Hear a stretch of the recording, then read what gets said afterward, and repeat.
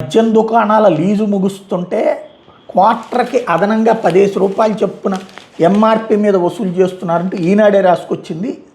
ఒంగోలుకి సంబంధించి మద్యం దుకాణాల లీజు గడువు మరో 2 నెలల్లో ముగినుండటంతో ఎంఆర్పి కంటే అధిక ధర వసూలకు యజమానులు తెరలేపారు. చివరిలో అందిన గాడికి దడ్డుకుందామన్నట్టు కూడబలుక్కుని ఒక్కో సీసా మీద 10 రూపాయలు అదనంగా వసూలు చేస్తున్నారు. కొన్ని చోట్ల 20 రూపాయలు చొప్పున ఎక్కువ తీసుకుంటున్నారు.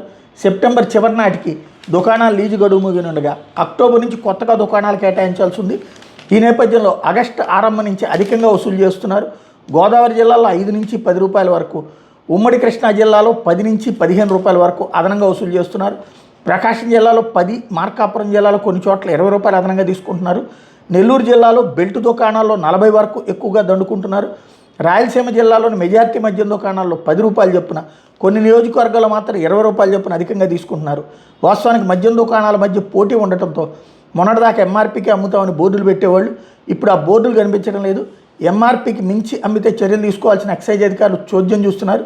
ప్రస్తుతం దుకాణాల లీజు గడువు పూర్తవుతుండడంతో పర్మిట్ రూములకు సంబంధించి క్వార్టర్లీ చెల్లించాల్సిన ఫీజు బకాయిల వసూళ్ల మీద దృష్టి సారించారు.